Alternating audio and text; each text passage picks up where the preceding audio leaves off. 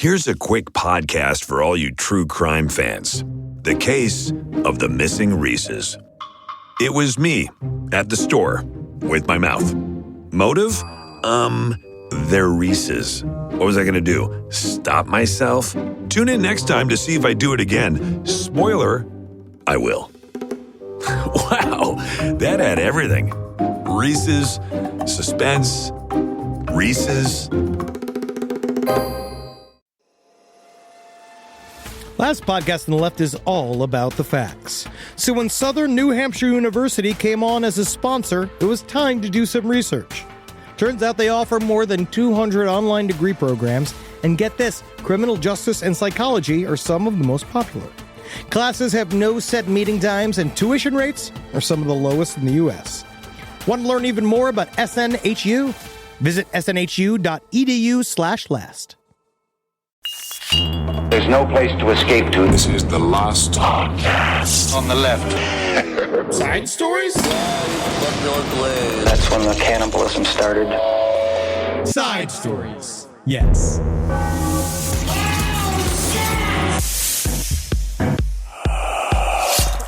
Everything is rolling, so whenever you guys are feeling good.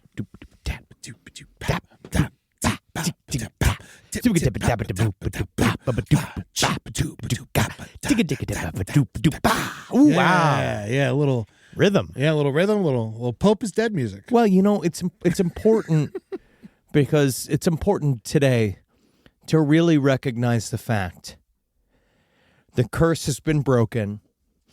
News has finally happened, and time for side stories to talk about it. I know. It has finally happened. We've been waiting for something like this for years. It has never happened. The Pope always gets better. Yeah, he loves getting better. He always goes dipping down and then pulling up the nose, make everybody get all excited, starting up the conclave. They're sending out the invites. This Pope died like 5 times. He's been dead. That's the other thing. He's been dead for 6 months. At least. They said irreversible heart failure is how he died. I'd heard. I saw a stroke. Yeah, well, he was stroking. Woo! Oh, stroking to the east, stroking to the west, stroking to the boy that I love best. He is stroking. Pope Francis is dead. Hey, how you doing? Welcome to Side Stories. My name is Henry Zabrowski. I'm sitting here with Ed Larson. How you doing? I want to be the first Stroking to the atheist east, stroking to the to west. bless the Pope after he's dead. You know, a lot of people In immediately... the name of the dad and the the boy ghost and the enchanted something. apparition. Yep. I want to say a lot of people said Henry Zabrowski is going to come out hard with the Pope harboring molesters joke about how he's, him and Whoopi Goldberg, I think, had an affair together.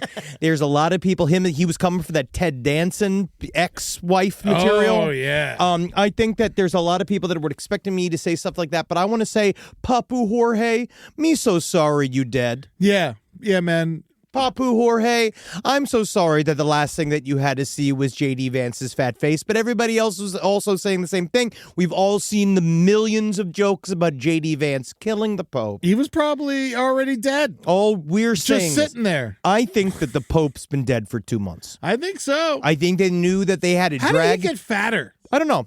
And whatever it is, apparently when you gain cancer, it's not like, it's like you But he get didn't lumps. have cancer. Yeah, it's a lot of stuff. He probably had everything. He had every single thing that you could have. Yeah. He had it all in one go. J.D. Vance begged to see him. He sent his goon. Papa Jorge went and sent his goon at him to tell him, you're not a real Christian. J.D. Vance went, then they went, and then he got to see him on his last breaths. But I still think that he was dead.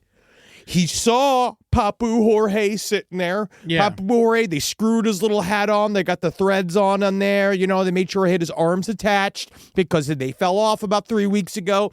And so, they had the strings. Oh, yeah. All popes are puppets. We know that. It's a nice Anita. So welcome to the Vatican. Have you ever been to Italy? You know, J.D. Vance is like wondering why he's not answering him. He's like, this motherfucker's stonewalling me. Or he's like, wow, quiet contemplation. Just watching the corpse of him rot in front of him. We're looking at his... Since when do we let vice presidents meet the Pope, by the way? Since all the rules are gone, Eddie.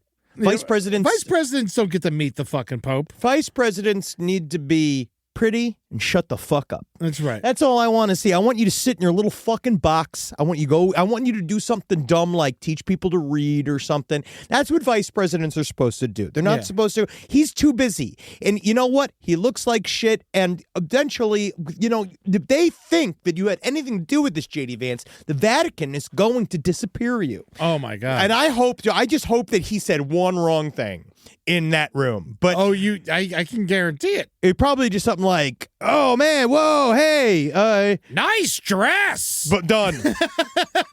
Done. But we were looking at pictures of Papu Jorge in his casket, and if you look at it, you can tell, I guess, like, they sort of don't embalm them. I don't quite know. Let me get a close up of this. I don't know how it all works. Large for me to know. Yeah. I want to see it big. I want to get in there. Can I take a VR tour of the Pope's casket? Man, what about the guy behind him dressed like a jester? That is the Swiss Guard. That's the Swiss Guard? Yes, that is a part of the Vatican Guard. That's the elite guard that their jobs are to protect that hat. Maybe a different fucking outfit would help them be better fighters. No, that's how you know they're are not good for fighting. I will say, don't fuck with the Swiss Guard. I've made comments about the Swiss Guard before, and apparently they will fuck you up. Really? Apparently, yeah, they are very highly trained. That's his private army. Do they put holes in people? Yeah, like 4 of them. Yeah, string them up, Jesus-like. But the Papu is here melting. You can see him in this casket. He's slowly melting, which shows But the funeral's not till Saturday. Yeah, I know. He already looks awful. They're going to have to pop him on ice. They're going to do something, right? I think they do. They put him in the fridge. Yeah, they have to. Yeah, I mean, you got to have all the spread going. It's not like it's cold in Italy. Well, it's nice. It's nice. Well, that's France. The stole my joke. Yeah, but you deserve it. And I love how they had to they're like, okay, he's 5'8", but we need a 6'5" casket for the hat. Just so you know, we're gonna have to bury him with that. It's actually it seems he died with it still on, just melting into his forehead. That's because he has a dildo on top of his head. Yeah, the hat hides the dildo. I wonder, so now we're gonna go through the conclave. Side stories LPOTL@gmail.com. I'd love to know what we know about what they do to the Pope's corpse, because I know what we did. We were talking about with Gurney right before the show. Yeah. They have a whole thing. Obviously, it's a whole very What do they do with his eyes? They do a regimented breakdown where they go. Jerry Orbach didn't get to ask, so we don't get. The Pope doesn't get to ask either. But they go through a whole procedure, and I know one of them is they take a little hammer and they knock him on the head 3 times. This is true. A silver hammer. Yes. And they knock him on the head 3 times, and then they go, Jorge. And they say his real name. Mm-hmm. And I guess that transmutes him back to human. Or if he, if possible, wake up. And then, where? Finish Shut the job. fuck up. Yeah. Shut the fuck up. Go back to sleep. Conclave Go back to is fucking headed. sleep. It's my turn, Papu. It's my fucking turn. I'm in charge. Hell yeah, man. I mean, because what happens, they seal the apartments. Yes. Because you never know what happens in there. Mm-hmm. Mm-hmm. If I would do, I'd go up to his little lips and go, "Oh, forgiven, Henry." Yeah. Oh, great. Oh, thanks, buddy. I know about all your crimes and I forgive you. Thank you, Papu Jorge. But yeah, everyone's expecting us to talk about how, a lot of you gave me pushback because he was the nice Pope. He's the best Pope we've had. What does that even mean? But he's better than the other fucks. He's fine. What's hard is that I don't mind. The next one's gonna suck.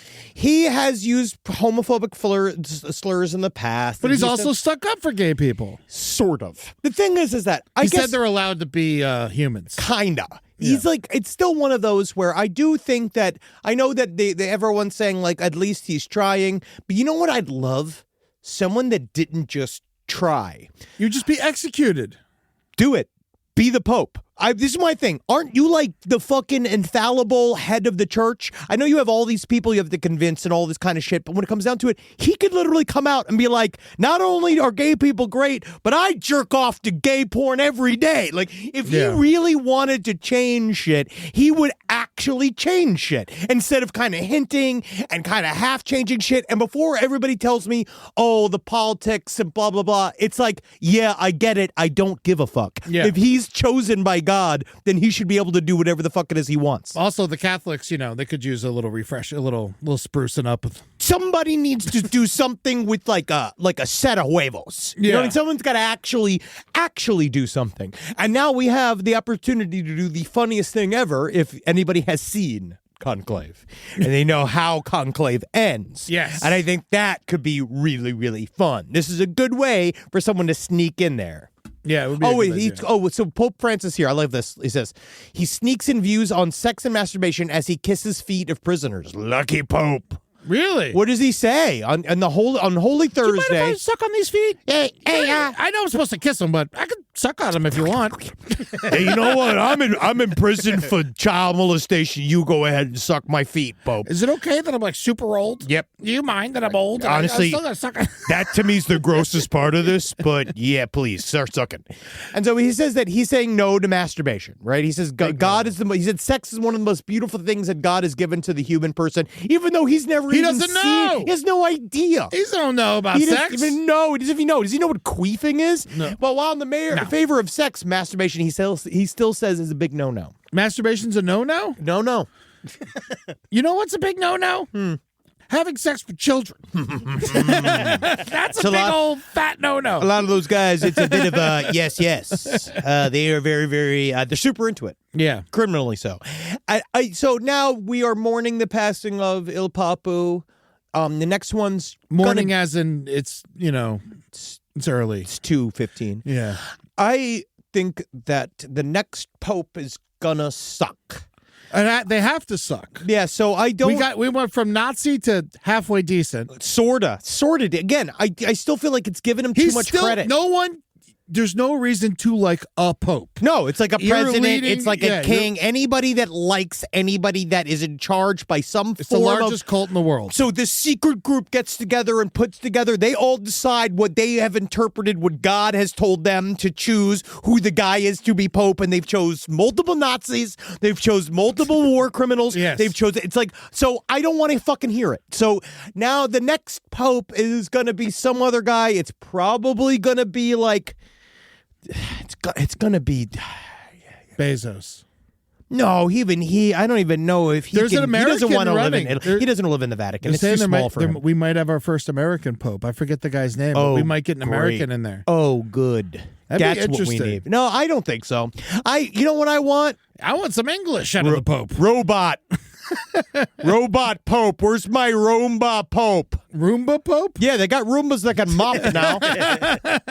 Where's my Roomba Pope? Yeah, you Just got this. put a hat on a Roomba. Yeah, like fuck goes these around. guys. They're all saying the same thing. We might have our first. There was a talk about having our first African Pope, but they didn't like how he that Francis approved of same-sex couples. No, they are going to choose somebody that's very bad. You know what I like about Francis's death? Why a thing that he did that I find to be kind of cool is he said that there's always a private viewing for all the cardinals, and Yes. it was like, fuck that shit. They don't get that. I think it's take anything away, change anything is all I'm saying. How about change something that matters? You start small. I guess that's my question. It's like, I guess where everyone wants me to give him credit, and I guess it's piece just of shit smug. Yeah, face. fuck all Who's of these this guy? people. Cardinal Matteo Zappi. Every single time I see one of their little tiny hats, I get angry. I hate the Cardinals' tiny hats. Yeah, what's the? Why do they all have origami hats? I'm so Did sick they of have the- like a class and they all made their hats together and now they have to wear it? You work at In-N-Out, or is that just what you do with your kids? Yeah. You fucking disgusting pieces of shit. I like that. That's I'm nice. just- That's good. I know. Took I'm me sorry. 2 seconds, but that was fun. Legitimately, I am trying to dial back the molestation jokes because that's our act. on the road. Yeah. So I don't want to spoil those bits. So it's just this idea of I don't care that the Pope is dead. I'm glad that he's dead, but unfortunately it just opens it up to another. Do you not care, or are you glad? No, I just don't. There's one or the other. I'm mad that there's going to have to be a new choice. You know what this is again? This is another British wedding.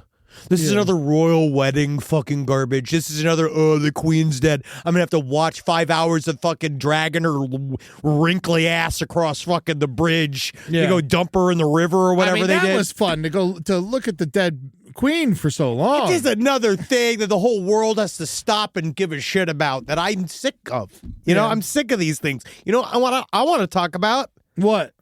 How we helped Ryan Coogler's Sinners do very well in the box office. Oh! See, that's the difference. That's an original horror movie, big budget. Yeah, dude. That's made the news, some fucking cash, dude. That's the fucking news. This is a great year for between this and The Substance and Nosferatu. This is a fucking big year for horror movies coming back to the mainstream where they fucking belong. I am also going to confess that I am buying time in this recording, waiting with the verdict watch open for the Lori Vallow trial on my YouTube. I wonder what Mr. Coogler thinks about that. Let me ask him. He probably Rob, call Coogler. Call him on the phone. Pull up the Coogler phone. Pull up the Coogler phone. But no, I've been sitting here because of what I was also hoping for in another first for Side Stories, that verdict would come in on time. We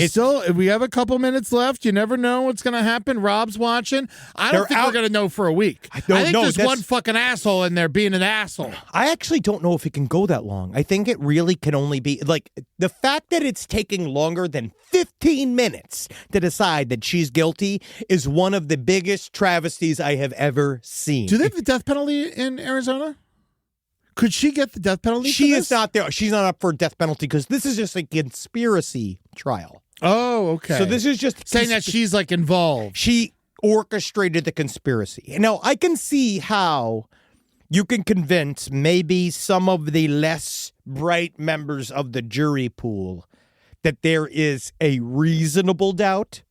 Right? Like, because the main issue is that the prosecutor put out all of this circumstantial evidence, which is the texts. Yeah. But the texts tell the entire story of a person going ahead and planning. Like, she was the mastermind. She was the one pulling all the elements together. She was the one that told Alex to get the gun. She was the one that made sure that her other bestie got pulled her brother out of the scenarios, that Charles Vallow would make sure that he would show up alone to the house. Yeah. She was the one that told Tylee to fake coming out with the baseball bat in order to distract him. Text messages? No, but it's insinuated. And the problem is that it just depends on how difficult a jury wants to be. Yeah. Because they also they don't know that she killed her kids. Ostensibly they don't know. Do you think like, at the end of this they're going to be like, "What? She killed those fucking kids?" I think so. Yes. I would have changed my goddamn vote. Exactly, which is the reason why they didn't want it in there. It's because they're trying to figure out if you can. But this is one of those really hard lines because there was no person seeing a meeting of them together orchestrating the plan. Yeah. There's nobody from within the plan to testify because guess what? They're dead. Everybody's dead. And no one's asking about that. No one's asking where's Tylee? Why didn't she talk? Mm-hmm. And they know Alex is dead, but they're like, where's everybody else? Where's Chad Daybell's wife? Where's Daybell in general? Chad Daybell, Chad Daybell, the prosecutor specifically carved out because they did not. Number one, he's not going to come. It's his right to plead the fifth because he's married to Lori Vallow, because he was still legally married to her. So it's his right to not testify. No lawyer of his would tell him to go testify because he's trying to fight his death penalty. Oh, he's getting shot in the head. We all know that. Oh, can't wait. Oh man, let me do it. And then the next ones are but that's kind of the issue now is that any one of those pieces of information, if Lori Vallow were to bring up, would allow the prosecutor to open up the story and bring in the story of her killing her kids, which is what Lori Vallow kept trying to fight. And then, as you could see, the reason why she did not end up testifying on the stand, and the reason why she didn't end up testifying, which is, I did find an interesting statistic, is that 90% of defense trials that don't include the defendant testifying on their behalf, they end up losing the case. Wow. So it's the fact that she didn't testify says a lot to the jury. And because the reason why she didn't testify is because she didn't want to be under control of having to answer questions from the prosecutor. Could she ask herself questions if she testified? She would do one or the other. It's actually, I had to look this up. It's either she would have a set of written questions that would be asked by her. She has an assisting lawyer. Okay. She has somebody that's kind of helping her get through a lot of the processes there because she doesn't have a law degree and she's a fucking moron and a homicidal maniac. And so she did a good job, though. She did not. I mean, they're still deliberating. The only reason why they're deliberating, for 2.5 hours today. They're just doing it because they are a pain in the butt. They are doing it because it's a pain in the butt. They legitimately, she did such a horrendous job of doing what she was needing to do. It just really depends on, and I mean this as nicely as possible, how dumb the jury is. Man, I'll tell you what, it depends on how dumb or how difficult the jury wants to be. If I can give you a little brighter side to this, if she does get off, first of all, she's in prison for the rest of her life, no matter what, so it doesn't even matter. But if she does get off, I think it'll influence a lot more idiots to defend themselves. Always. And then they'll end up losing. Well, I mean, there is just no way she's going to win. There's just no way, but we'll find out. Yeah. I mean, that's what they said. The answer should be in by now. Well, no, not necessarily. Right now, it's at 2.5 hours. Yeah. Right now, it's 2.5 hours. They said that in Idaho, she got 7 hours. It took them to decide that she was guilty in Idaho. Okay. And also, it was a much longer trial. But she didn't represent herself in that. No, and it was a much thicker trial. But this one, it's just, I don't understand. It's obviously, it's slightly less of a sentence too. Mm-hmm. But I do think that once they find out that after the fact that she's murdered her children, they're going to be pretty upset if they let her go on this one. But I mean, God, we still don't know where that is. We just don't know where it is. And Lori Vallow, so the answer is she can have answers. She can have questions that her assisting attorney can answer to her. And then there's other things that you can do. Sometimes they allow you to testify to a narrative where they allow you to just extemporaneously talk. Where she you can just monologue at the jury. She can. Both of us almost said audience. Yes, it is such fucking performance. But that's all it would be. That's all it is. But then, but the problem again is that then she would be open to cross-examination, and the last thing that she wanted was to be spoken to by another woman, which is the saddest thing. I think in the end she definitely hates this prosecuting attorney. Yeah. Nothing would make me happier than watching this prosecuting attorney nail her to a fucking wall, but it's not going to happen. The poll on Law and Crime Network, 28,000 votes, guilty by 94%, not guilty 2%. Well, it's 'cause hung jury 4%. It's because the audience knows she kills her kids. Yes. The audience knows she's already a convicted murderer. Yeah. But the jury has to know that she's a prisoner. So they know she's a prisoner already, but they don't know what of. Yeah. They don't know what for. They technically. Yeah. I mean, they know that she's led in every day in handcuffs and taking them off. She knows that she's wearing a body shock vest. Oh, really? Oh, yeah, just in case she lunges. But she's dressed nicely, though. Yes, because that is her right. Because she's in trial, the goal is that that's one of those things they talk about, is about how it might influence the jury to see you in prison wear. Yeah. No, because for sure. On her, looks great. She fucking deserves every So what fucking happens minute if she's not guilty? Just like there's this flawed justice system and that's it? No, it's like technically the justice system does what it does. Yeah. So it's up to the jury. It is up to the jury. You can't do anything about the issues of humankind not understanding things. Does the case open back up and they start looking for Charles Vallow's murderer No, again? they don't know. No, because Alex killed him. Yeah. Essentially, Alex is the murderer. Yeah. But Alex isn't there because Alex is dead, which they also did not talk about how he died. Oh, Alex? We know that they said that he died by natural causes, which is still true. Pink juice out the lungs. Yes, that's still true, but doesn't necessarily mean that it was natural. Mm-hmm. Because I still think it's very possible that he committed Poisoned suicide. or suicide or something like Yeah. that. Did he get an autopsy? I don't remember. I think it worked as that because at that time they thought it was all. I think that they were so certain That it a was heart natural attack? causes. Well, brain aneurysm, Aneurysm? pulmonary aneurysm, or something like that, which is the same thing that I guess that Tammy Daybell had, even though they opened that one up. Interesting. So Alex probably was murdered as well, but we just no way to know for sure. No way. to know. Especially if he died the same way as Tammy. Mm-hmm. Or at least sounds like it. Yeah. But so this is gonna play out. But I cannot imagine she's not gonna be. What was Tammy's official cause of death again? I think again it was considered suspicious.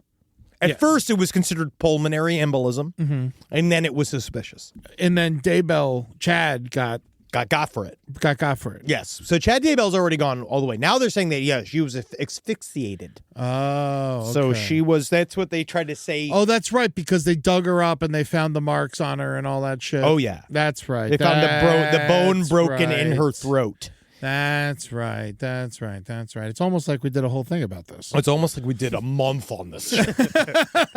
Rise from your grave. This podcast is brought to you by Squarespace. Squarespace is an all-in-one website platform that helps you stand out online. Yes, that's right. You don't have to smash your face with a hammer. You can just start a business. It's got everything you need on Squarespace, from securing your domain to building a professional site and showcasing your work all in one place. Let's say you want to show everybody how you can carve your ribs out of your lower abdomen so that you look more like a Ken doll. That's amazing. You can bring your vision to life with AI-powered design or curated templates, plus flexible editing tools that helps you create something that truly reflects your style, especially if you are somebody that is trying to corrupt the young men of America. That's what Squarespace is really going to help you. Squarespace makes it easy. It makes it easy for you to put all that together, and you just go to Squarespace and do it all. Thanks, Braden. Head to squarespace.com/left for a free trial. And when you're ready to launch, use offer code LEFT to save 10% off your first purchase of a website or domain. Summer means freedom. And for adults, summer means work next to freedom. But thanks to Mint Mobile's summer sale, it can almost feel like the work is playtime for the adults. Right now, all of Mint's plans are $15 per month, even unlimited. Free yourself from Big Wireless and switch to Mint Mobile for high-speed data and coverage on the T-Mobile 5G network. It's so well connected, I could call from anywhere. Deep from well within my bunker, where my AI-fueled robots slowly but surely toil for me, but I know for a fact I'm saving money on my phone plan.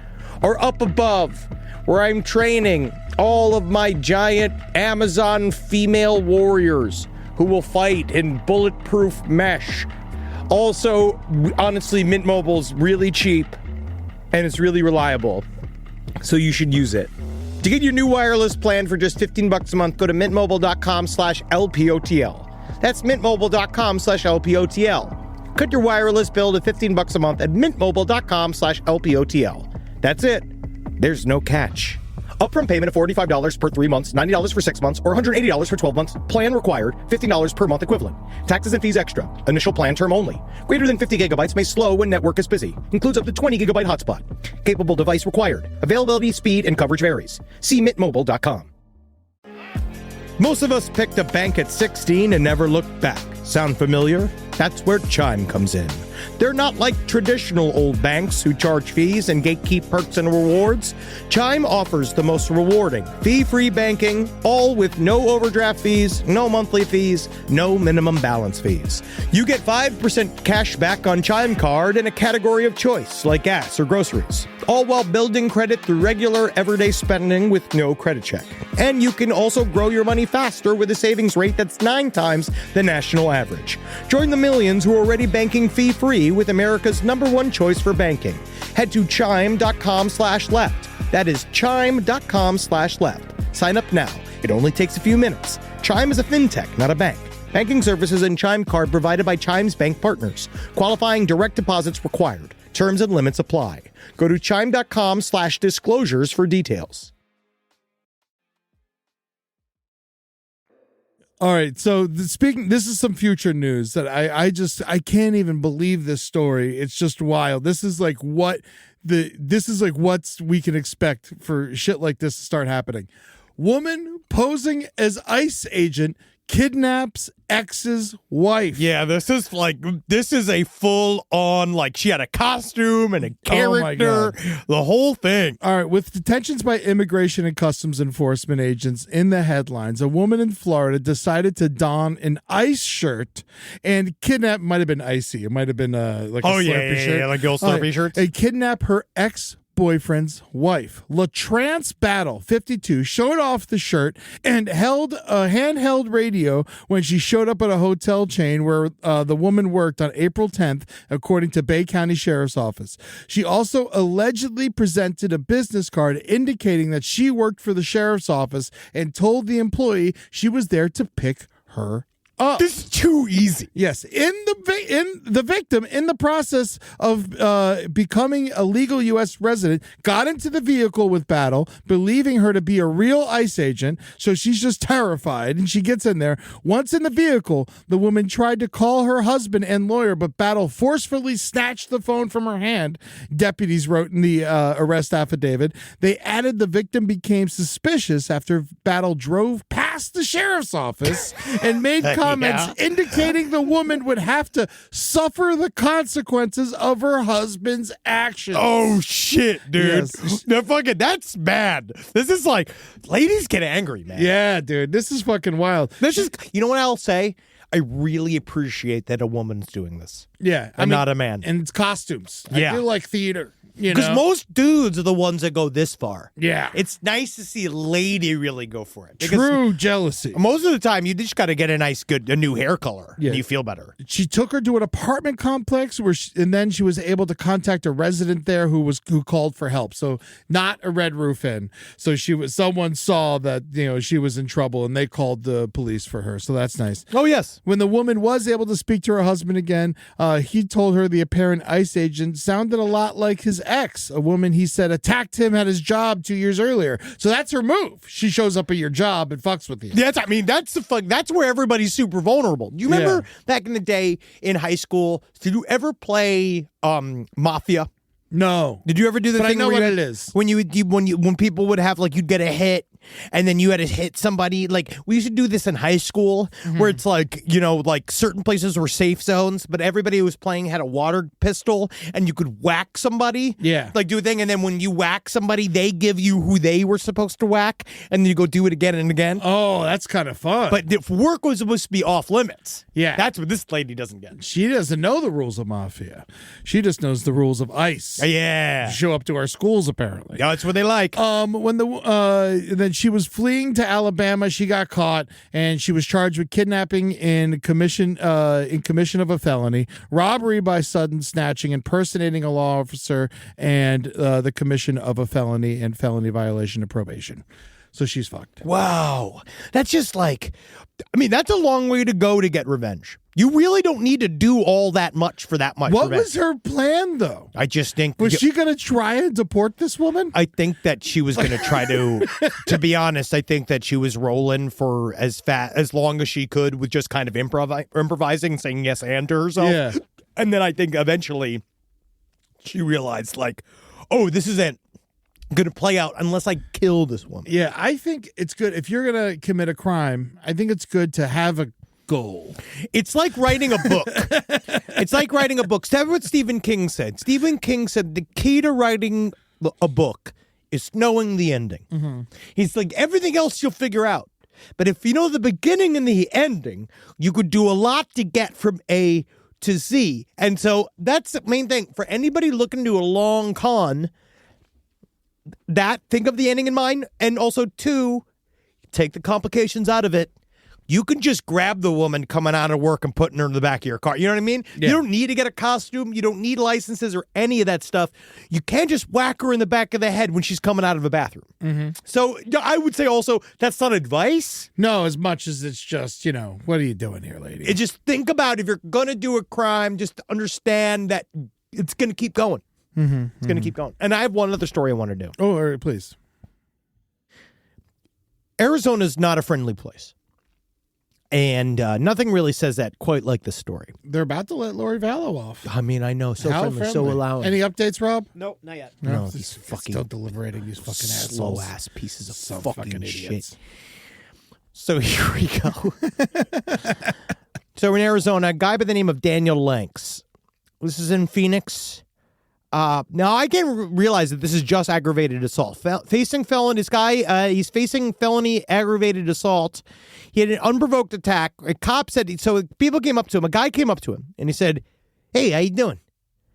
And then Daniel Lanks pulled his eyeball out. Yeah. Yeah. The victim And then stated, beat the shit out of him after that. "Oh, yes, because once you pull the eyeball out, the guy's pretty surprised."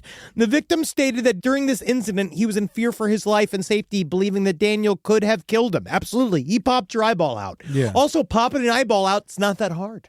Yeah, no, that's what I Just gotta hear. get the thumb in there. Or you just hit the side really hard. It's the key, I want to just like, that's what my dad always said. Go for fucking eyes and balls. Yeah? Oh, yeah. That's very nice of him. That's He was good correct. advice. My buddy's dad taught me how to fight, and he when I got my car, he gave me a cue ball, and I said, and then he was like, I was like, what do I do with this? He's like, oh, you keep it in your trunk in case anyone tries to run from you. Oh, wow, good. Yeah, you know me. Always hunting people down to the ends of the earth. Yes. She said he just went up to him. He just because what crime? Where is there a crime? Daniel Lanks, 39, older than him. Yeah. That's where I'm starting to get upset. When I'm starting to see that I'm older than some of our criminals. Oh, yes. Well, So it yeah. makes me upset. That's why I can't watch sports anymore. I know. I just They're can't all watch children. children. I can't watch children do anything. But yeah, no, I mean, this guy, he fucking, how you doing? And then rips his goddamn eyeball. I mean, he was obviously doing bad. Yeah, how you doing? I'm stressed. He just doesn't even really say how he popped it out. He reached from behind him and scooped it. But that's crazy. It is really crazy. That's a crazy way to do it. He must have done it before. Do you think? And I don't mean that. I'm not blaming the victim at all. No. Is it any way I was loose? Oh, just loose. You might have had big sockets. Yeah. I think your eyes are so deep in your head, they'd be really hard to get out. Super hard to get. Yeah, and that's I got a challenge to you people. Try to come and scoop my eyes. I dare you to try to scoop my eyes. You'll never get near enough to my eyes to scoop them. My eyeballs are always moving around. We need some grill tongs to get him out. But after he fucking took this guy's eyeball out, he fell to the ground, started screaming, my eye, my eye. And then he just started punching him in the face and broke his fucking jaw. Yes. That is a brutal fucking attack, Lanks man. was apparently, he was near a shop at the intersection of Broadway and 48th Street. It was around 1 a.m. And the victim walked Don't past talk him. to anyone past midnight. Again, I'm not victim blaming, but... Not victim. No, it's just advice. This isn't victim blaming. This is just straight up advice. Well, I will say, you don't do the head nod to any kind of man. Head nod, that's only, literally, a head nod is am I supposed to be scared of you right now? Yes, but that's what a head nod is. A head nod is a communication. I see you. Between men. Yeah. We're acknowledging each other's presence, and you just go like I just came from up north in Oscoda, up north in Michigan, Oscoda. I just also, big shout out to the American Glory growers. Yes. I actually got actual good weed grown by hand from a place dead in the middle of nowhere. Amazing. Fucking Michigan. It was great stuff. Go check it out. But the idea that you could so you're talking to another man. Sometimes you got to give somebody the head nod, right? I feel that's with men communicating to each other, right? It's good to do. It's good to leave. Do you these think he things was up. whistling? Hey, how you doing? Hey, how you doing? But you don't. The key is yes, never verbal, because it does seem to enter into a thing. So he said, "Hey, how you doing?" Lanks then said, "I'm gonna whoop your ass," which is not a proper response. No, it's rude. He said Daniel told detectives to shut the fuck up. He did not understand his rights. And yes, he said, "How you doing?" And then he turned around here and he popped the eyeball out of him. And he has an eye tattoo. Maybe that's what he was jealous of. Yeah. He's like, I should have got that tattoo. What is You that? know- New York Yankees? What is that? No, it looks like it's Flowers. I think it looks like what's the it's like a dandelion plant. Oh, weird. Oh, or is it cute. like a cactus? Oh. Oh, I wonder if that's his spirit animal. I think he covered up a teardrop. Oh, I think he covered up a teardrop. Yeah, but that a doesn't couple make sense, though. teardrops. Why would you cover up the teardrop? Isn't the teardrop supposed to let everybody know you killed somebody in prison? Yeah. Isn't that what a teardrop is? I got a teardrop tattoo next to my brown eye for all the dookies I've slain. Ugh, God, it's the poor tattoo artist having to get in there. It's a God. He was able to model it after his own teardrop Whoa, because he was crying. lonely teardrops. Is that what that song's about? Yeah. Oh, our tears will never dry. Lonely teardrops. That was actually one of the first Motown hits. Oh, really? We learned that. It was written by, what's his name? It was written by Barry Gordy. Man, what a great time at the Motown Museum. Yeah, we went to the Motown Museum. We had a great weekend. And Detroit's wonderful. Yeah, we had a fucking awesome Oh, time. my God. What was that? Hot Sam's? Hot Sam's. I told you all about Hot Sam's. Dude, Henry and I are looking sharp. Not right now, but like, No. you know, when we want to dress up again, we bought some really nice clothes. I at love Hot Sam's. That was a very cool place. Yeah, that But place go is- to Hot Sam's if you're in Detroit. Go check it out. Go Yeah, check it out. yeah. There was one other thing I wanted to remind people of. Go check out the Foreign Report on its own YouTube channel. So this is the thing we're trying to do here at Lost Podcast Network, which is we're trying to give some of our shows that are not as similar to Last Podcast and the others more of a chance to thrive in the internet space. So that is requiring us to put them on their own little channels. Please go and subscribe to the Foreign Report on YouTube. I'll go do that right now. Good. Man, Sina Ghaznavi is the smartest person I know. He is very smart. Well, him and Marcus, but that's no offense to either one of you. But they're smarter. That's my job. That's not my job. Travis is great on there too. Travis is great. Travis is great everywhere. But I love the Forum Report because it really does like show every side of the news. It really does. Appreciate. They're actually an educated, level-headed response to global news, and it is extremely. It's great. It's with a great no show. agenda. None. Yeah. It's No. great. They And you hate always everyone know equally. Well, the best part is that the best part is that when you get everybody angry, that's Yeah. how you know you're right. When everybody's angry, that's how you know you're correct. So now we have a special guest who's going to join us here in the Last Podcast in the Left Studios. A man, an intrepid leader in the UFO space, Captain Ron Janix of Contact in the Desert. He's going to be here. We're going to be jawing with him a little bit. That's right. Yeah, because we're going to promo and talk about our eventual, like multiple shows we're doing in Contact in the Desert. Multiple shows. And Ron's been doing it every year, right? Yeah, for a dozen years. So we're going to find out all about the backstage shenanigans of Contact and why you should come out and see it, because it's going to be hilarious. It's going to be amazing. And we're going to be out there from, I believe, May 30th to June 2nd. Yay. I think is the correct dates. Yow. Yeah, no, we got our whole comedy show, and then we have a Last Podcast proper show. Yep. It's going to be a where we're going to interview, and we're going to have a good time. We're better. We fucking better. Yeah, man. I love this shit. Contact in the Desert is such a like crazy fun experience. I love it. It was last year when we did it. It was like with the time where I was like, "Oh my god, this is like I'm involved in something crazy." Oh, yes. Yeah. So here we go. Now we will hear from Captain Ron. Rise from your grave. All right, ladies and gentlemen, we promised you this. We have Captain Ron Janix from Contact in the Desert. Now, this man has experienced too much truth at once. Now, you've been doing Contact in the Desert for how long? This is our third year. But this is your third year, right, of the entire time. Like, for owning it. But Yes. Oh, I've been okay. involved in it since like 2015, 16. I was like a host, and I got to know the old owners, and I would host and participate. And so I've been going there. It's been my favorite week of the year for about 10 years. Is there anything else that you do? Are you a Burning Man guy? I've never done Burning Man. Now, I did do, Contact in the Desert used to be like Burning Man. It was literally physically in the desert. It was at Joshua Tree State Park. Cool. Literally. And you'd walk from like little hut to see the different speakers. It was 120 degrees outside. Yeah. Because it's in the desert. You're literally walking over cactus. literally, and Joshua trees. But was that like? Do you have the same crew there then? Like, because like now you have like George Nori and George Knapp. Like now you're having like the luminaries of it. Knapp out there. Yeah, no, He's got nice shoes. They've had Nori and those guys have been going the whole time. They went out to the desert. Absolutely. Knapp's still legit though. Knapp's hardcore. Oh, I know. I've seen the documentaries. You know, he's a man. Knapp's one of my favorite guys in the whole field for sure. Very cool. A genuine investigator. We might get invited to his home. Great. We're trying to force it. He's in Vegas. Have you ever been? Not to his house, but I've seen him in Vegas. He's great. Okay. Have you ever done a thing? I just want to just straight I've done up, a thing before. I've done a thing. Have you ever done a thing? Never. He hates. I'm a things. novice. I don't. First of all, I want to get that out of there. I'm not an expert in this field. I'm very much a student, and I'm having a great time learning. Then Contact in the Desert really taught me a lot and opened up my eyes last year. You can digest a lot in those 5 days. That's how it was for me. I mean, when I first went to that, I saw a flyer once, and all these names were on it, like Van Danigan. And those guys. Like, I gotta go see this. And then it was just like so much thrown at me at once.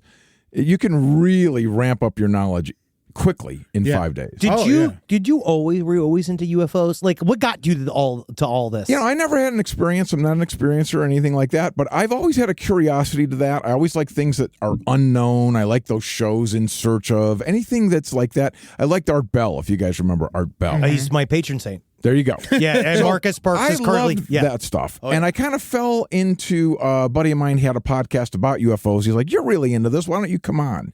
And then we did Truth Be Told together for years and years and years. So I just, and you know, the more you do it, every time you interview somebody, you learn that much more.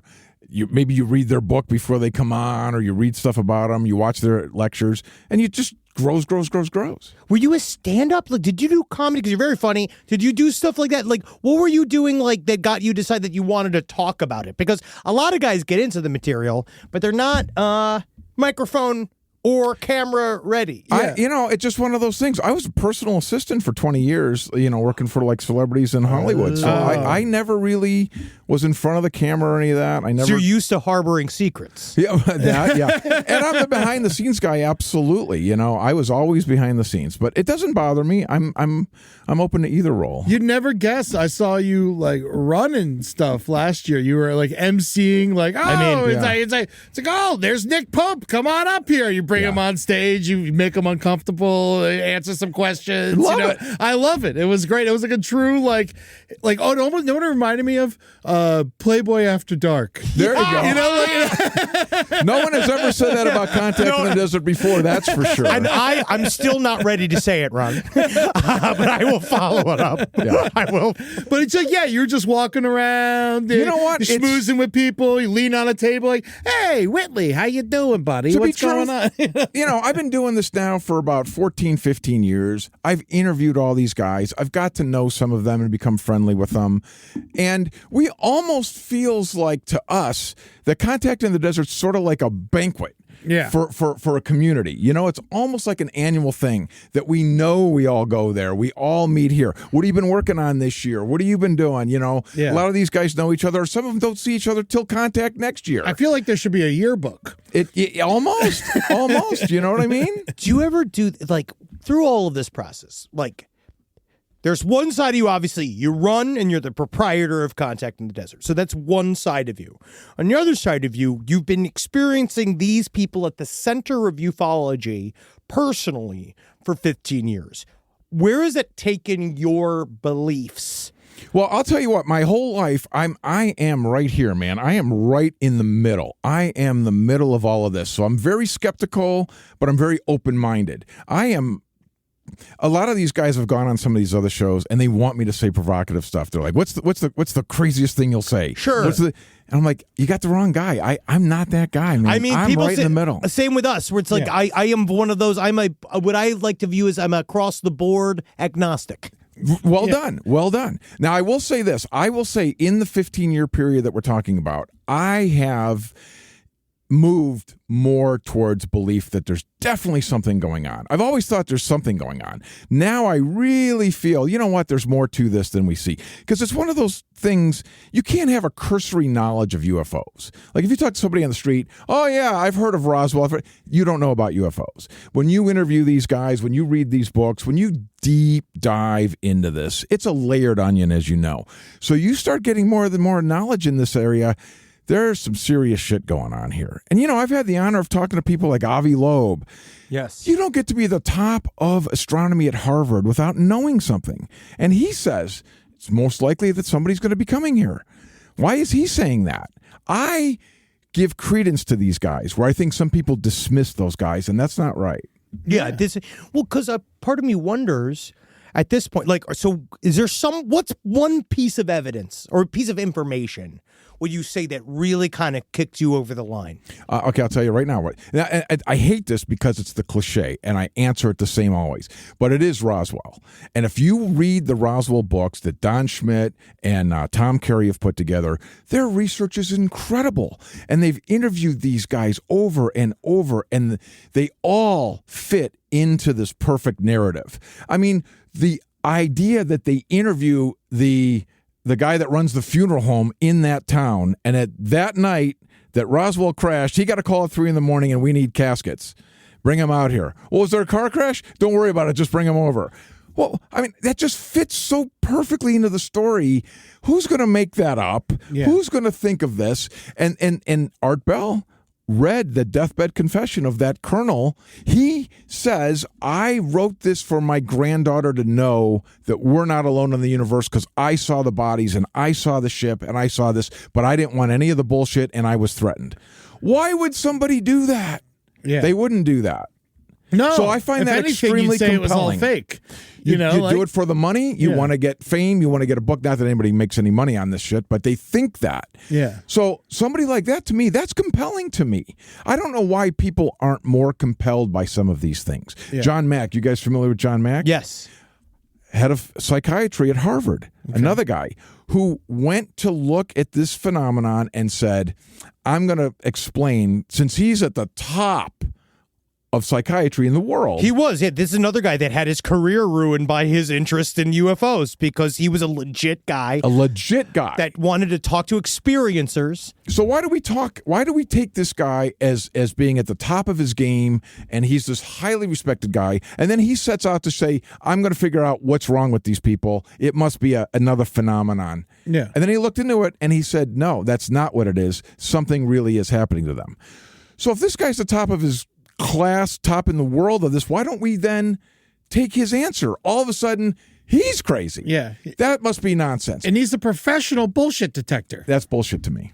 Yeah. I can't stand that. If you guys can't take John Mack at his word or Avi Loeb at his word or these guys, then why do we even have academia? Why do these guys raise to that level? Exactly. Yeah. I do think that that's really interesting. And I also wonder, in the last 15 years, has anybody, because what I'll get, even on my level, I'll get somebody who's like... Your level? You mean like... low level? Yeah. Yep.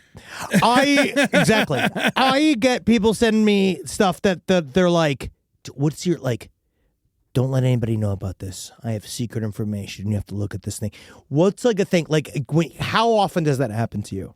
That does occasionally happen to me. What happens more often to me, see if this ever happens to you guys, I'll meet somebody I don't know, or I'll be wherever, and maybe they find out what I do, or they ask what I do, and I tell them. And they'll immediately be like, well, no, I don't believe in any of that nonsense. That's all bullshit. I swear to God, I've told the story 100 times. I swear it's true. They do that old Columbo routine where they go, no, that's... there's this one time. Oh, yeah, dude. I was up late at night. My dad and I were fishing. It was dark. And this thing came across the sky. Wait a minute ago, this was nonsense. And then you have a personal... I don't even have that. Yeah. They have it. It's very common that people have an experience. Oh, yeah. Or my mom told me a story when I was a little girl. You hear these things. It's amazing how prolific that is. So let me ask you something. As someone who obviously believes you're the owner, co-owner of Contact in the Desert, you've never had an experience. Are you like actively looking at the skies, or you just go about your day? No, I'm not that guy. I'm somebody that puts credence into what Avi Loeb says. Credence into John Mack says. I think Travis Walton is awesome. Yeah. I got to know Travis Walton. I did a whole special thing on his 45th anniversary. I brought his brother back in. I brought the original people in. We had a big thing.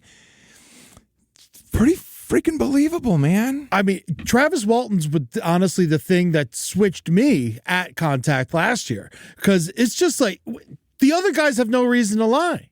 The other guy, they all told the same story. And I love that, like, Travis Walton, when he gets out of the car, he's looking at the ship and he's talking shit. He's yelling at him. He's throwing shit. He's fucking screaming. They kicked his ass. They brought him out. And then he comes back without a scratch. All of this is plausible to me. All of this makes sense. Exactly, those guys would be like that. Of course, those guys would take off. Of course, they'd be scared. All of it's very plausible to me. Even Roswell's plausible. And there's so many of these ancillary things that fit in.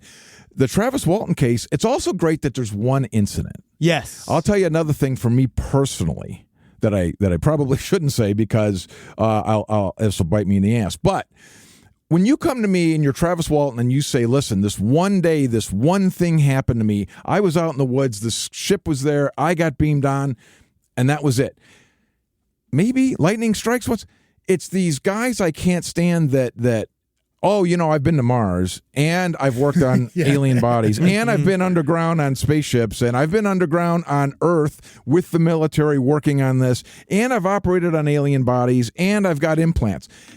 Okay. Yeah. Rise from your grave. Is there anything better than a summer evening outdoors? Enjoy your space to the fullest with new greenery from Fast Growing Trees. I love a big, thick bush. Fast Growing Trees is America's largest, most trusted online nursery, and they can send me a big, thick bush any time of the day.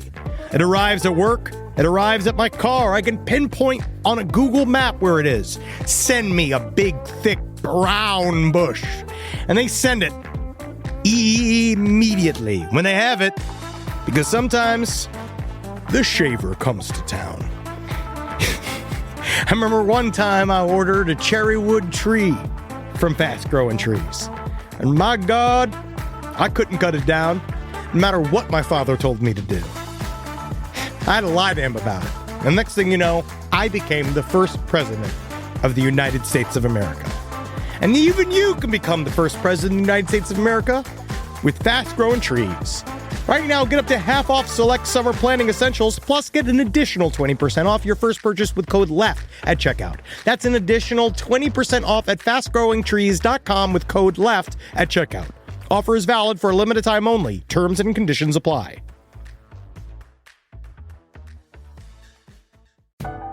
This is a paid ad by BetterHelp. It's so important to remember with the busyness of the holidays, every holiday, Arbor Day, that day about the planet, President's Day. There's so many things to adapt to in this life, you know, and it doesn't follow a perfect plan. God, ruins the whole weekend. But therapy with BetterHelp, the world's largest online therapy platform, it can be a space to pause, reevaluate, and adjust to any unexpected changes. With over 30,000 therapists worldwide, BetterHelp is one of the leading online therapy platforms, having served millions of people globally. BetterHelp makes it easier to fit therapy into your routine. You're in good hands, too. BetterHelp therapists have at least 3 years and 1,000 hours of hands-on experience, and hold all required education, training, and certifications. It's easy to do, and the help is better over there. You don't have to navigate life's changes alone. Sign up and get 10% off at betterhelp.com/lastpod. That's betterhelp.com/lastpod. If I think about where we were 20 years ago, and I think what we would use to protect our space, it would mostly involve bayonets, weed whackers, and assorted diesel-fueled dune buggies that we'd use to spread pollution so thick it kept the other improv comedians from stealing our material. But now, SimpliSafe has made all that so much easier. Using SimpliSafe here at the office has revolutionized our ability to use diesel-powered dune buggies for good and not for chaos. Think about what your home security system does as an intruder approaches your house. sits, waits. Not much. Just waits until the window breaks, and then it goes, oh no. But then you get some kind of alarm and a notification. What if the whole point was to stop the chain events before it even happened? Unlike traditional security systems that'll only alert you after a break-in is already underway, SimpliSafe is designed to help stop intruders before they get inside. It goes into their mind. It makes them think of why they're doing this. I remember when we didn't have real security and all the podcasters were outside begging for our takes. Begging and scratching like a bunch of weasels. Now I can see them 25 feet away, and I can spray them with fire extinguisher liquid and stink gas. Not that it would make them smell any worse than they already did. SimpliSafe helps me lord over them all.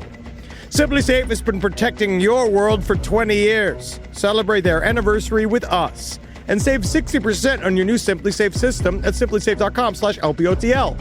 That's 60% off at simplisafe.com/LPOTL. Plus, when you order, write in our show name in the How'd You Hear About Us survey in order to let them know we sent you. Don't forget, there's no safe like SimpliSafe.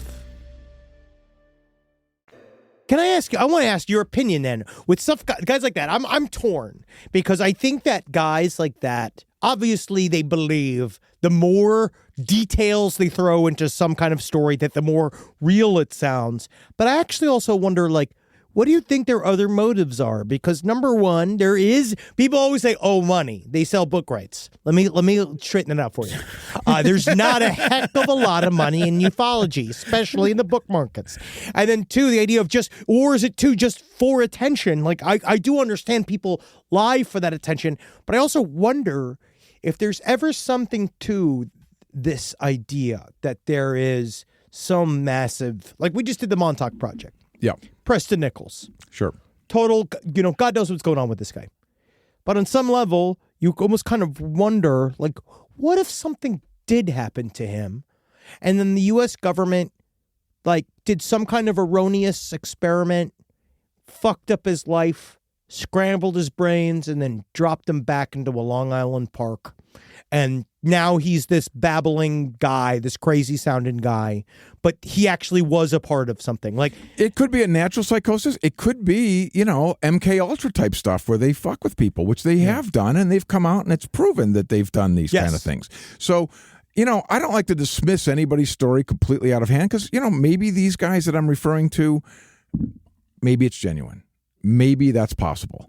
I don't lean that it is. I wouldn't bet a nickel that it is. I don't think that is. It feels very disingenuous. That's a 1 in a billion chance that something can happen to you. You've had 9 of those happen to you. Yeah. Now the math is in the multi-trillions, and that's hard. It's like you, Philip Schneider, you're the special one. You know what I mean? Like, it's hard. And you shot him, and you got away, and these other guys came, and all the ant. It's like, well, no. That's why I like Travis's case. I like these individual cases. One time with... You know what? Maybe. Yeah. And that's very plausible to me. And it's not like he was into it beforehand. Like it's right.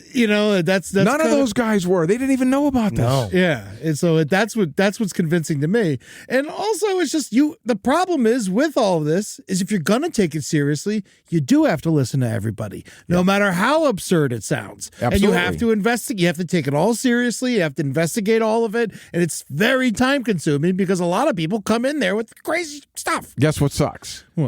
Now you add misinformation. You have misidentification, which is 95% of the cases. But then you have misinformation. Then you have intentional Richard Doty disinformation. Yep. Yeah. Now that's really clouding the water. So it makes it even harder to get to the truth. I always think that a lot of these things, there's 10% truth in it. You know what I mean? Oh, yeah. So, and then when I hear it over and over, I mean, why are these abduction stories throughout history, word for word? If you ever read Communion, there's some great pieces in Communion where Whitley describes, he writes passages that people wrote hundreds of years ago that sound like an alien abduction case from today. Oh, I completely agree. So that's credible. Yes. Yeah. Something's been going on. I'm a Jacques Vallée. Yeah. Like a student, I totally believe there's some kind of either physical / psychic phenomena that follows our consciousness, whatever the hell it is. I don't quite know. Like, I wonder now, like, do you feel like with stuff like this, Have you ever felt that the Men in Black or anything like the idea of like, do you think that the government ever fuck with Contact? At Contact in the Desert? Yeah. I don't think they fucked with it at all. But I mean, I've heard from many people, including Nick Pope, that there are DOD officials that have shown up at Contact in the Desert. And it makes perfect sense to me. Do you know what I think? You guys, what do you guys think of Arrow? I think that this whole thing got outed and that they have been trying to figure out how to package it in a way that makes sense. Yeah. And I also think that Lou Elizondo's influence might have been less than he puts himself into the scenario. I think that. Oh, you mean like every single person in ufology? Oh, sorry, I didn't say that out loud. You guys can edit that right out, no problem. But anyway, something like Arrow to me, which is garbage, I don't think it's to share the information with us. It's I want to see what you guys have. Yeah. They want to collect everything so that they know what people have. Well, one of the biggest questions I always have is, okay, let's say the U.S. government is right. There's no such thing as UFO activity. Everything they've come out and said is correct. It's like, we're not doing. But then why have they put so much time and effort in discrediting all these movements? Right. Why are there these $80 million programs that there's nothing to see here? If there's nothing to see, okay, not only that, adding exactly to what you said, Henry. So in 2023, they had the Schumer bill, the UAP disclosure bill. Yeah. And then in December, they gutted it. They took all the teeth out of it. Wait a minute. If there's nothing to hide here, why do you need to gut this bill? Well, they say it's to protect the special cameras, to protect the special ways. Bullshit. I just think, there are no Bigfoot living in my apartment. And if you want to send a bill that says I'm going to look in your apartment for Bigfoot, go right ahead. Please. Yeah. So if you got nothing to hide, then why would you not say, come take a look? Why do we have to take all the teeth out of that? That alone is suspicious as hell to me. Like they released the Tic Tac footage. We've seen that, with everything that was going on with the drones last year. So it's not like the American public hasn't seen, footage that is extremely credible from the government. And what was the response? No one really cared. Right. So why are they hiding it? Well, January 2023, look, we shot all those things out of the sky. We did all this thing over Michigan. They shot an object the size of a sedan that no one would claim above Alaska, and we were all just acting like it didn't happen because they couldn't find. And then they went to go look for the rubble, and they said, "Oh, it was a snowstorm." And then I had friends that were actually in Alaska at the time period that were like, "Sky's clear. Sky's clear." They definitely could have went and looked for that shit if they wanted to. Yeah, I think things like Arrow and these other things, when we say government, that's too broad of a term. I do subscribe to the idea, I think Danny Sheehan's on board with this too, is the idea that, as Dr. Stephen Greer says, that this knowledge is held in a black budget, unacknowledged project. It's not like government employees know this about. It's not like when we say the government. It's private. Yeah, right. So if this knowledge is held in a small group. Throughout history, whoever had the best technology won the war. It's been that way since the dawn of man. 200,000 years ago, it's been that way since. Since the bow and arrow, yeah. Previous to that, in 2001, they had the bone. That was enough. You had a better technology than the other idiot. So I think that's been going. So if you have this knowledge, why would you share it?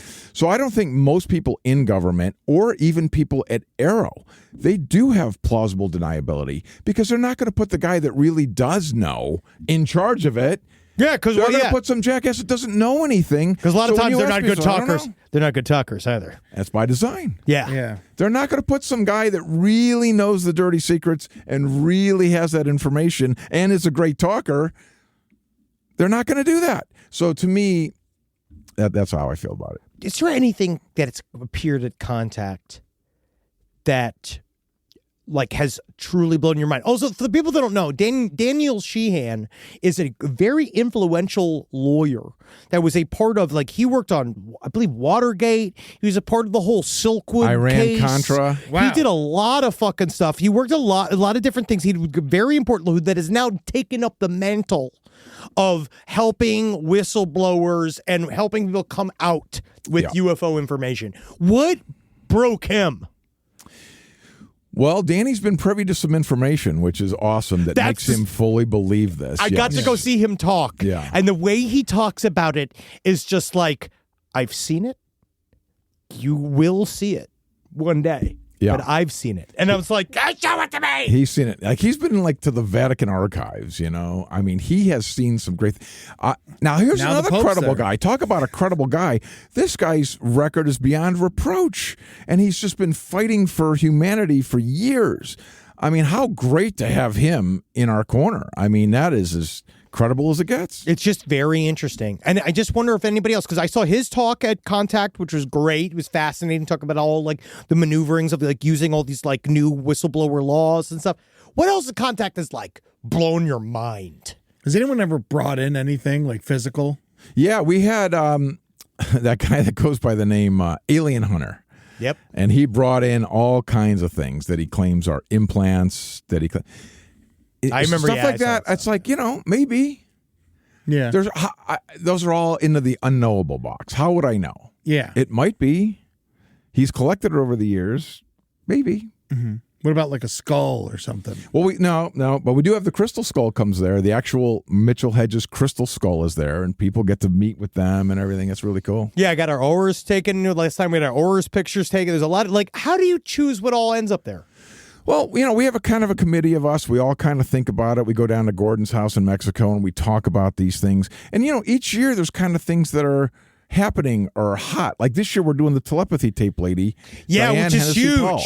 Yeah. Cool. That's suddenly the hottest thing in the world, you know? And it's incredible. Again, John Hopkins, Harvard, that's where she did her study. She's been studying these kids for 15 years. Yeah. This is incredible stuff, and it's legit. We really do want to lean into the scientific, academic side of this. Yes. We really separate ourselves from other events. Nothing against the other events. It's just we each have our own lane sort of a thing. Mm-hmm. Our lane is really moving. And even my podcast, Beyond Contact, which is tied to Contact, Yeah.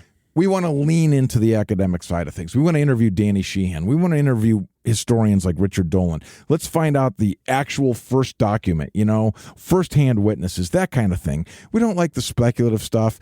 Yes, I appreciate you maybe talking to people us. can talk to cats. Maybe people have been on Mars. Maybe all that's true. Let somebody else handle that. That's great. And if I'm wrong on that stuff, awesome. I'd love it. Yeah. We want to stick in the lane over here that's more academic, more scientific, and let's get to what's going on. And I would say thank you so much for letting us come and ruin the festival.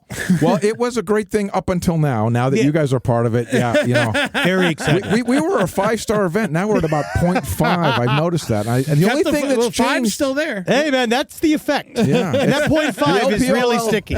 You know what's funny about that is I was on the first podcast on the left this morning. So it's I hate these fuckers. really weird that I ended up here. I hate those That's right. fuckers. Yeah. And after this, heaven. Is that it? So let me ask you, is anyone going to be talking about the drone thing this year? Because it seemed to go completely unanswered. The drone thing went away, didn't it? Yeah. Awfully quick. Yeah, and now we're just pretending like nothing. It was the only thing anyone was talking about at the beginning of this year. I know a lot of crazy shit has happened in the news, especially like the Pope died yesterday and stuff, but I mean, like, come on. Like, does anyone have a report? Does anyone, like, what do we... Doesn't it feel like those were military drones? And doesn't it seem like I think some of them, sure. I think it's most likely something like a military drone that's looking for like a dirty bomb. That's what they were. One theory. That makes the most sense to me. We don't want to talk about it. Don't shoot it down. Don't worry about it. Don't worry about it. Don't worry about it. Because they don't want to say that out loud, which makes sense. See, I got a fun one. We did a live show. We did a live show, and after the live show, I was like saying goodbye to people, like, you know, like at the end, and the guy pulls me aside and he's like, I work for the intelligence services, and what we are currently working on, the reason why they're not talking about what the drones were, is that they are a pilot AI flown drone squadron. That they're not only non-manned, but there's no humans involved in flying them at all. Was it interesting meeting Richard Doty personally? I love the guy. That's cool. I love the guy. No, because I saw them. It's like we followed it for weeks. Like we watched all. It's like I was screaming. I did a whole thing on last stream on the left about nothing to see here. Like certainly not a bunch of drones turning into gobbledygook and then zapping other drones out of the sky. That's not for certain. Yeah, I mean, it was insane footage across this country, across the world. There were guys that were renting boats and driving out just to film. Yeah. Just know we're going to probably do quite a bit of drone talk. Yeah. We drone on a lot. Yeah. You fucking big, fucking. No, but that's a part of what we're going to, don't worry, we'll handle the drones. Don't you worry about that. Don't ask, don't tell. We don't tell speakers what to say at all, including, shockingly, you gentlemen. Oh, yes. Have you and heard? gentlemen is being very, very, I'm disgusted you were even called. Did you get any, what was the response from our show? Did you get any complaints? A lot of negative stuff. A lot of negative stuff? Yeah, good. No, it's all good. I'm glad you guys got a sense of what contact is, because it's one thing to tell somebody, it's one thing to talk about it, but like, then you see it, it's like, I'm converted. Oh, I get it. Oh, dude, I would go for free. I'd buy tickets. Do you not agree to this, though? Because this is something that frustrates us. People have a misconception in their brain that this is tinfoil hat, crazy people talking about crazy shit the whole time. It's certainly not. You do a good job, because there are people. Obviously, it's all layers. Oh, yeah, it's like, for sure. So on one level, I was joking about how I came into the lobby of the hotel, and there are people that put me to shame for how driven I am about this material, right? Like, I'm seeing people. Oh, they live, eat, and breathe. Yeah. And I'm watching them all too. I was like, they're taking it so much even more seriously than me. There's a part of me that I thought we were all going to be getting drunk in the pool.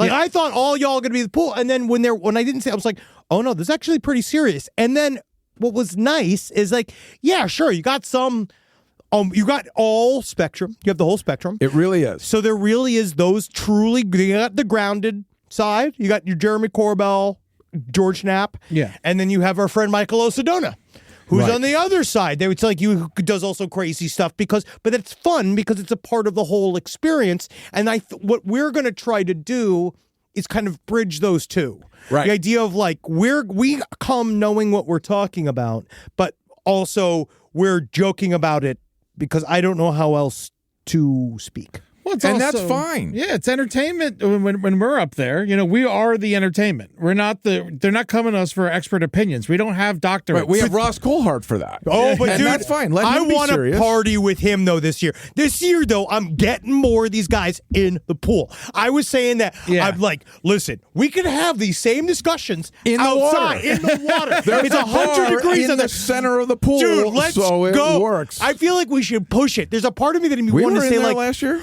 You saw me? Yeah. You saw my Polish body? So I got a question about Too that. much of it, to be honest. I know. Oh my gosh, I love being in that pool. It was a great time. Now I got to say, I was outside at another event. It was very nice. You played ET outside for everybody, the families, and all that. That stuff. was great. That was really nice. But during the ET showing, there was some crazy crap happening in the sky. There's a bunch of blue stuff broke up there. What did you hear about that? It was all SpaceX, I think. It was all that. That's what we guess. Yeah. Yeah. But it was awesome. But talk about to like be at the place watching were an alien freaking movie. out. I definitely was smoking a J out there and then watching somebody go like, "There's something in the sky," and I was just like, God damn it, I knew it would happen at Contact. we have those folks that see it every day, as you know, as you mentioned earlier. It's the whole gamut. And it's fun. And it's funny how things do happen at Contact. It's just weird. Like even the Ross Coulthard, the first big interview he did with David Grush, happened during Contact. It was the year before you guys came. Oh. We literally stopped the event, all poured into one room, and we all watched the live press conference together. And then Danny Sheehan and Richard Dolan went up and speakers were like in the audience asking questions. Hey, do you think he knows this? And do you think this? And why couldn't he say this? And it was awesome. That's awesome. So it's great that things happen there like that. And we've had people that say that CE5 has happened and they've seen things. It's awesome. I mean, if it doesn't happen there, where the hell could it possibly happen? If it requires that energy and that mindset, well, boy, we have it. Or else you're going to get 2,000 people together thinking about this. Yeah. Something happens. All right. Something lands on the golf course. What's the protocol? Who do we send? Like literally for contact. You have everyone you I was going to say Henry, to be honest, but I mean, I don't know. I think only the reason why is because I feel like if they're going to destroy me, at least we don't blow George Knapp. You know what I mean? Like if I go and I get immediately zapped by lasers, technically I died how I lived. Well, I think you mentioned it earlier. We would send Danny Sheehan out there as our guy, right? Wouldn't that be This the right is my choice? lawyer. That would be me talking to the alien. This is my lawyer. Intergalactic law. Talk to my lawyer. There you go. There you go. How do you feel about the jellyfish shapes UFOs? Have you been looking about this? I've seen that. There's all of these. There's cigar, triangle. There's jellyfish, though, because these guys fight me on jellyfish. It seems silly. They don't like jellyfish. I utterly believe only because they're describing that shape. It's not a jellyfish. Yeah, I know it's not a jellyfish. Henry, Henry thinks it's a jellyfish. No, it's not a jellyfish. It's a jellyfish shape. It's a shape. I like shape. It has debris hanging. There's some shit hanging off of it. What is that? Yes. And it doesn't move. The debris doesn't move. The debris is stiff. You keep saying it's balloons. It's not balloons. It's a jellyfish UFO. I say that it looks ridiculous more than I say it's balloons. Whatever, dude. How could everybody always says balloons? I know. Are there that many balloons flying around here? No one really watches UFO footage the way I watch it. Yeah. You know what I mean? Like, I don't know, like, how do you, I feel Everyone watches it the way you watch it, in the middle of the night in their underwear, stoned out of their mind. Do you not do that? Is that not how you research, Captain Ron? That is not how I do it. But that's it's interesting. It's how the information slides in. But then you talk to some of these guys, even like Mark D'Antonio, who's an astronomer that comes that we love. He takes a bus out into the desert and they do a sky watch, and it's awesome. Oh yeah. Oh. That's another great aspect of contact. Try to do that this year. But he will explain to you, and then you'll be like, oh, it's not a UFO. I think 99% of the footage we see is not a alien-controlled craft at all. Here, show them this one. Yeah, so I found this one. This one is so I'm always on the search because we do the show together, and I'm always want to find something for Henry. And I was sitting there, I got some shows coming up in South Florida, and so I'm like literally looking at the newspapers, who's writing articles about comedy, trying to get in the promo of my show. So I find this one guy. His name, he goes by Lacrosse writer. His name is David Osborne. Did not respond to my request to put me in the Naples news, but he, on the front of his page, which is a private page, so I can't show it up there, but I made him be my friend, has this footage that just looks... I can't explain this footage. And here's what he wrote. This is the first video I shot after seeing something odd in the sky at 4 p.m. This is a guy not connected at all. He's just like literally an entertainment writer in Florida. He's just a reporter. Yeah. Whether it's a UFO or UFP, the object was quiet and moved slowly, changing shapes. Here you can see it morphing into a geometric sphere before moving to the left, southeast behind the tree. There was a little to no wind that day with temperatures in the low 70s. All right, so here it is. Here's the footage. Well, morphing shape right there, that's an odd behavior for a balloon got it up or there. anything Good. else. Oh, You yeah, got it? Rob Okay, got it. let's take a look.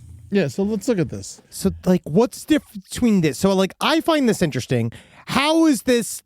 It's awfully slow, right? Yeah. 12 likes. I like that no one has really seen it or knows about it. There's no reason for anyone to look at it. And this guy's risking his career not for likes, just for this is what I saw in my backyard. I guess it could be a deflated balloon.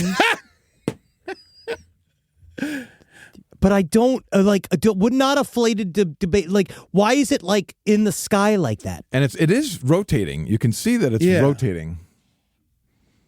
Whoa, yeah, it looks Do you know cool. there's a guy in Mexico today? It's on Coast to Coast AM. There's a photo today of a guy who took a picture that's similar to this. Well, dude, how did you feel about that Jetpack Man? Black balloon. Jetpack Man in LAX. He came back a year later, and then a year and a half later. Jetpack Man is strange too because Jetpack Man is in the same realm. Yeah. It's in the same realm as jellyfish, and it's also they're saying that there's no commercially available jetpack that is able to fly at that height and for that length of time.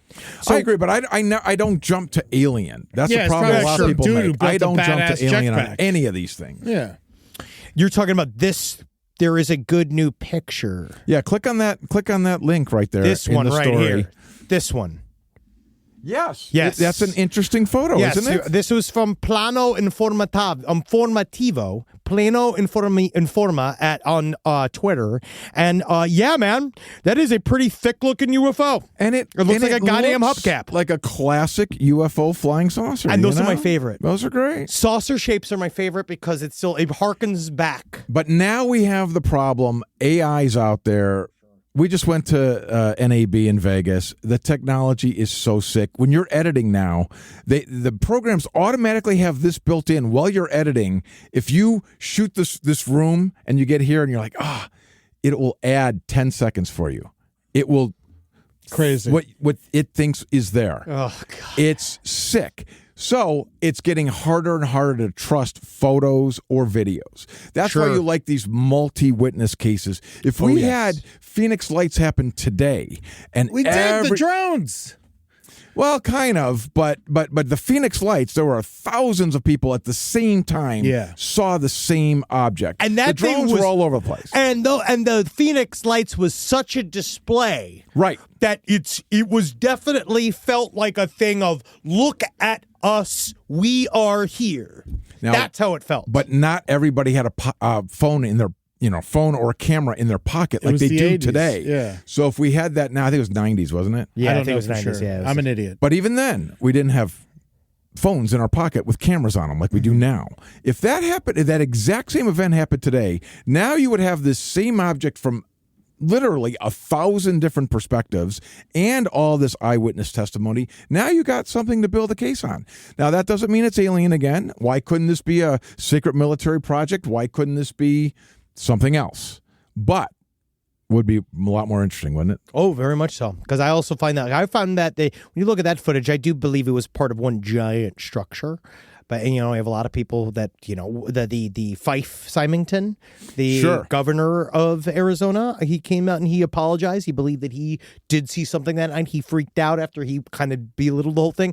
Phoenix Lights is still one of the most mysterious events in our history. It's a great one, and even in 1998, which is only 27 years ago, do you know that it was a different time already for this subject? That's why he felt he had to make a joke about it.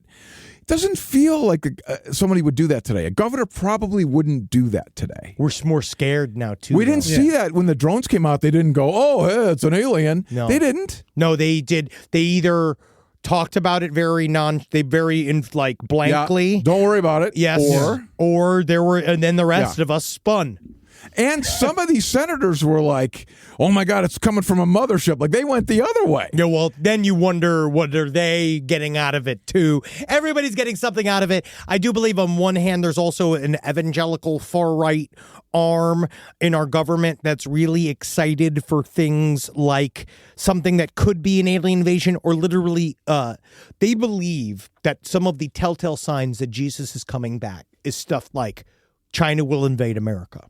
And to them, that's a good sign, because it means we're all going to die. All the sinners are going to die, and Jesus is going to come back. Yeah. And so that's the problem, is that also there's this other thing where half of our intelligence services have been taken over by the most fantastical evangelical thinking. It's true. And they're trying to pop the seals to end the world. And you hear part of that supposedly being part of what they call the legacy people in government that know this information, that they're affiliated with this, and oftentimes they're coming from that angle. You got a guy like Chris Bledsoe who ties that into religion as well. But he's different. That's kind of like that's a personal relationship to God and how it was reflected by this phenomena. These other guys are trying to make it happen. Right. They're forcing it into that paradigm. Yes. Absolutely. But I don't know if the thing itself is going to be pulled into that paradigm itself. I find that the more they talk to whatever this trickster phenomena is, or we deal with whatever this trickster phenomena is, it does not like to be used for other people's purposes. And I think that's a part of it. It won't allow us. And that goes way back to the jinn even. We talk about that. All these different beings that people saw. It's interesting how similar it is over time. That adds credibility to it, in my view. Yeah. Do you think Harry Reid knew more than he was? For sure. Yeah. For sure. He's the guy that put the money into that program, the ATIP program. Absolutely. Yeah, because I know he worked with it and he was always trying to find out what was going on. But at the same time, again, if he was always interested, why would he keep it secret? Because I think these guys are in, let's call it mainstream government, the real government, the regular government. I do believe it's very, very possible. I'm not at all a conspiracy theorist, but I do think it is possible that we would have black budget programs. Oh, we definitely do. We definitely do. Absolutely do. So I would think that something that is super technology, that is alien in nature, whoosh, right into that program. So a guy like Harry Reid, even as prominent as he was, they say that they don't tell the presidents about UFOs because this is a topic that's on a need-to-know basis, and they don't need to know, and they're a short-term 4-year employee. Psh, they're out. Yeah, you're out. These legacy guys literally are there their whole life. Yeah. Their kids come up in it, and they're sworn to secrecy, and it's like a, Interesting. And that's closely what, guarded thing. And that's what we're doing with the podcast industry, and I want to say that we're brave for that. So, guys, this time we did it. This is awesome. Thank you so much, Captain Ron. Dude, Yes. appreciate it. So where do your show What I is? want to know is, how do you unfunny people do a comedy show? Oh, I mean, it's a disaster every time. Okay. Yeah. Yeah. don't worry, I'm only funny when I'm on the clock. It's an intentional train wreck. Is that your angle? The goal is to work your way up from a ditch. Got it. Yeah. 24/7. Half of comedy is lying to your audience. Most of them is telling them things that have never been true and never be true.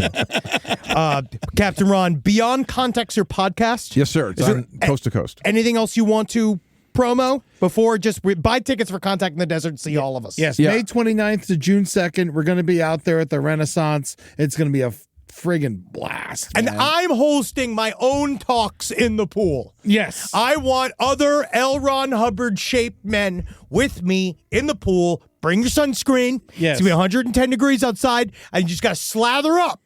Yeah, you got We did not even put that on the schedule intentionally, but it's an informal. Oh, no, I'm hosting the belly flop contest. You're just going to see me floating in the water, and that's where you'll find me. I'm going to see Nick Pope do the limbo. Well, you guys are doing your podcast live there. We've got Yes. Jesse Michaels is doing it there. Everybody's doing it's a great, and Ross Coulthard, who I love. Yeah, Ross is awesome. Josh Gates is going to be there, which is amazing. He's great too. Amazing. And then these guys are going to do the podcast live. We have 5 world premiere movies that have never been seen before. Cool. On this topic. So there's all kinds of stuff happening. But if people go to contactinthedesert.com, they could find out about me. They could find out about Beyond Contact, our podcast. We cover all of these topics, and it's a lot of fun on there. And Contact's awesome, too. Obviously, it's a lot of fun. It's just the best. So we'll see you in the desert. Rise from your grave. So first of all, I just want to say thank you to Ron Janix. He looked nothing like Kurt Russell. He doesn't. But it's good to still see him. It's good to still see him. He's strong. But for you motherfuckers, we got the It finally happened, Henry. got the fucking bitch. All the news happened that needed to happen on the day that it happened. Lori Vallow Daybell is guilty. That Side Stories is number 1. The side story curse Is broken Lifted, today. baby. We Lifted. broke it. We got all the news. I can't fucking believe all the news came out today. This is amazing. I am gonna nut. Oh This my is god. fucking awesome. No, yeah. Fuck that bitch. Until Alec Baldwin dies this evening. Get Alec Baldwin. Yeah, exactly. Shut off there and be like, and stop. Trump gets shot in the head. We're like, fuck. Well, fire up the mics.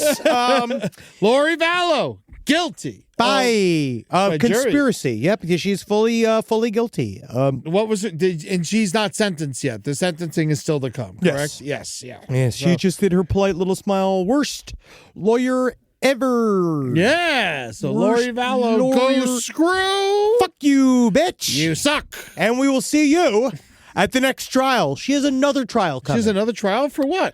I believe this one's for Tammy. Oh, because she's definitely involved. Well, she definitely might have helped orchestrate it. I'm not certain, but we will get there. They are going in levels of importance. So I think it's whatever's the next one she's the farthest from. I have to remember. I forgot what the next trial is. Go to patreon.com/lastpodcast on the left to pay money to just watch a scream.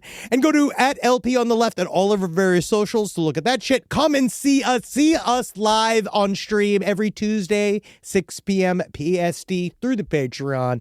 It goes right to YouTube a couple days later, and it's so much fun. And go to twitch.tv/LPNTV to watch all of our Twitch streams this week. I don't know. We don't got a hoopagoo or a good pud this week, right? I think the Twitch streams are kind of like taking a little break. We're working on, yes, we might, the streams are taking a break, and then we are reconfiguring how they are going to come out. But don't worry, They're coming back. There's lots of plans. There's lots of cool stuff happening. Plans within plans. We're letting Holden help make decisions. He's been doing good. He really has. He really doing has. good. It's very cool. Put his feet to the fire. Hey, invasive species. Ed Larson tours Florida. I'm coming. Are you ready? Naples, Off the Hook Comedy Club, May 6th. You got to come. It's a Tuesday. What the fuck else are you doing in Naples on a Tuesday? All right. I'm Fort Myers. I'm talking to you. Marco Island. Get your ass. All right. Sarasota, it's a drive. But if you want to come, I'll say hi. I like Sarasota. Yeah, I know, but it's just far from Naples. But they're on the west side. Maybe they want to come down Bradenton. Who knows? Bradenton. Yeah, and then May 7th, Henry and I are doing Side Stories live. Yep. From the Fort Lauderdale Improv. Come and check that out. Jackie Zabrowski is going to be joining us now. We're going to be going ape shit. It's going to be a lot of fun. These Side Story shows have been off the fucking chain, dude. Yeah, I've been dog. having so much fun with these. And then the very next night on May 8th, we're going up to Orlando. We got 2 shows. The first one's already sold out. So get tickets to the late show at the Orlando Funny Bone. That's going to be Henry, myself, and Jackie Zabrowski, of course. And then I'm going down to Key West. Yeehaw, he's going to drink man. himself to death with all them, was it 9-toed cats? 6-toed cats. Asshole. Now I'm going to be down there from May 9th to the 11th. And I want to give a little thank you to We've Got the Keys for helping me promote the show. They've been promoting it for me, and it's very cool. They're very cool guys. They produce lots of Key West stuff, including Fantasy Fest, so check them out on socials. On June 28th, Henry, Marcus, myself, we're going to be at the Coca-Cola Roxy in Atlanta, Georgia. The following night, Henry and I got 2 Side Story shows. Once again, back to back. Dad's Garage. First show, guess what? Sold out. Yeah, motherfucker. you fuckers. So make sure you come to the late show. Those are going to be completely improv. Usually we at least think of the subjects ahead of time. These shows, we're going to a proper improv theater. And so we're going to do We're making them up. We're making them up. You're going to like it So because bring it's going to be some fun. suggestions, you fuckers. We are definitely going to rely on the audience for suggestions. But we'll see. We have a couple of I have some tricks up my sleeve. Of course. And then, of course, all the way in November, on November 3rd, crimewaveatsea.com/last. Go and get on the ship, baby. Yeah. All right. We're going to have fun. We got shows. We got meet and greets. Oh, wow. We only got 4 tickets left to the late night show. Oh, really? In Dad's Garage. That's so go awesome. check it out. So go get those tickets. Yeah, come on. We're going to have fun. Yeah. We're going to have a blast. And literally, we have no idea what we're going to say, so it'll be fun. And then, of course, come hang out with us in Captain Ron at Contact in the Desert, May 29th. He's a good hang. Through June 2nd. Yeah, very cool guy. Yeah, we're going to get drunk. Yeah, so come on out. That's at the Renaissance all the way Come out. on. We're going to spark it. I'm going to bring my good shit from home. Yeah, baby. We're going to get heel. We're going to be out there, dog, and I'm going to be in the pool. So come and check it out. And Crime Wave at Sea. Both places, we're going to be wet. Physically wet. All right. You love it, guys. We'll talk to you next week. Yeah, because I got to take a shit. Yeah, you can take your shit, man. It's fine. Yeah, I'll see. He'll run Janix. And live your everyday knowing for a fact you just got to work up to the point that you take a shit, and then you need to take a shit, and then you can love the fact that your body tells you when work is over, and then you can laugh the entire time you're taking the shit because you know for a fact that you've completed your work for the day. Poo poo train, poo poo. Chung chicka chicka fart fart. Picture this. You are immersed in a quiet winter landscape as the snow lightly falls. Or carving a beautiful arc across a freshly groomed ski slope. Or unwinding after your day on the mountain with friends and family around the fireplace. If you saw it, then you're the mountain kind, and you belong in Park City, Utah. Learn more at visitparkcity.com. Hey, podcast listeners. Mr. Ballin here to let you know we are now publishing 4 times a week on my podcast, Mr. Ballin Podcast, Strange, Dark, and Mysterious Stories. That's right, you'll be getting 4 new episodes a week covering unbelievable mysteries, chilling true crime, and stories so strange they sound made up. But they aren't. They're all true. Don't miss an episode. Listen to and follow Mr. Ballin Podcast, Strange, Dark, and Mysterious Stories wherever you get your podcasts or on YouTube.